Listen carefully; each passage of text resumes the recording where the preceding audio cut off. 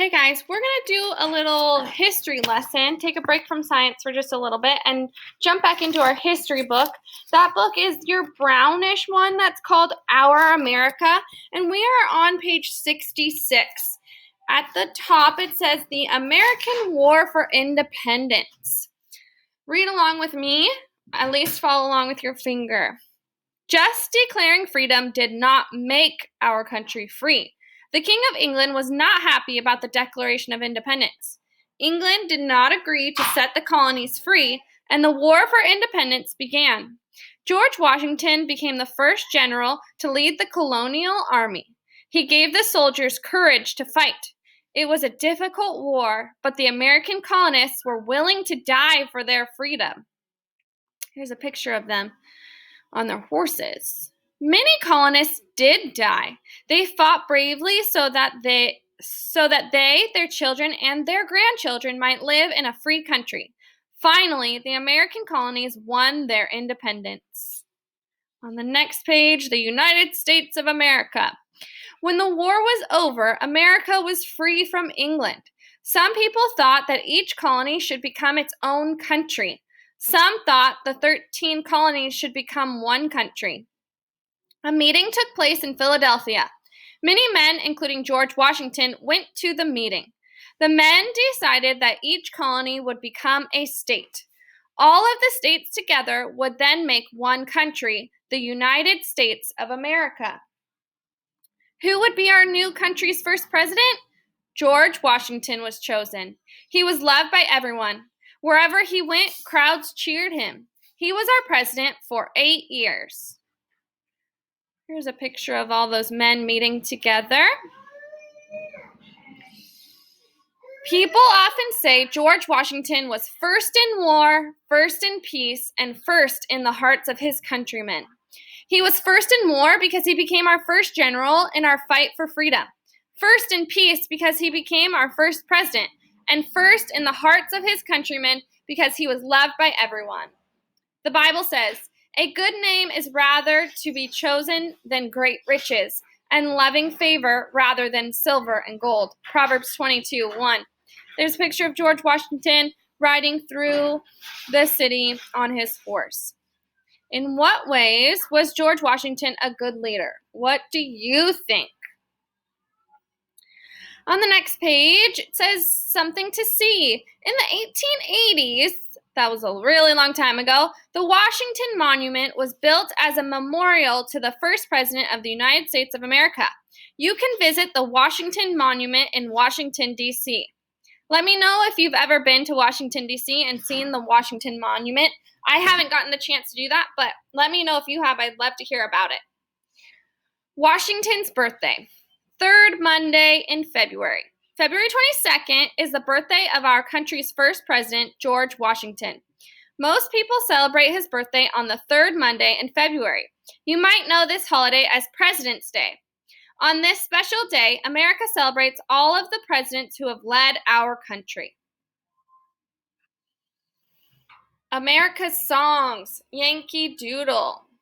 We have a vocabulary word in this, and it's fife, which is a type of flute. Do you remember the first war that George Washington fought?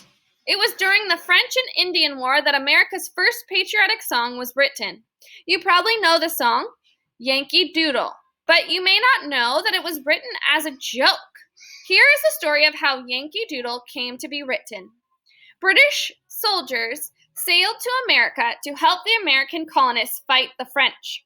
The British soldiers were trained to fight and march. They all had handsome uniforms. Each had a fine gun. These are the British soldiers.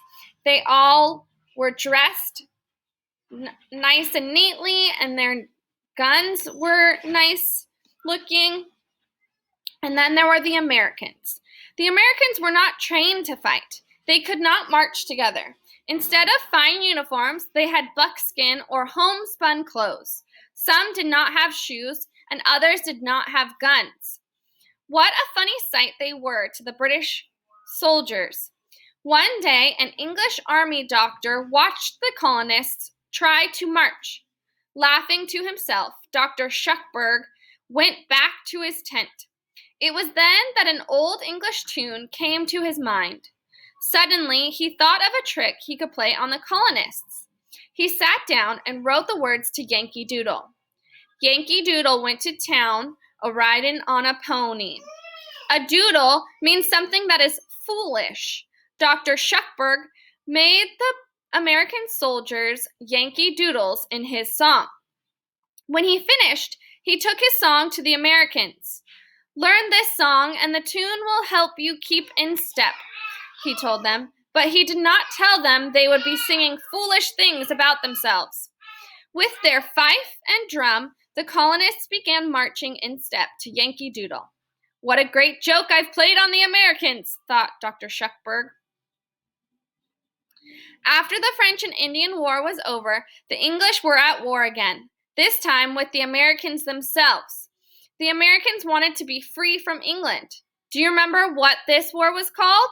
It was the War for Independence. To poke fun at the Americans, British soldiers sang Yankee Doodle as they marched to war. Then, to the surprise of the British soldiers, the American soldiers sang Yankee Doodle in their battles against the English. The Americans won. Yankee Doodle was meant to be a joke about Americans, but the Americans soon turned the joke around on the English.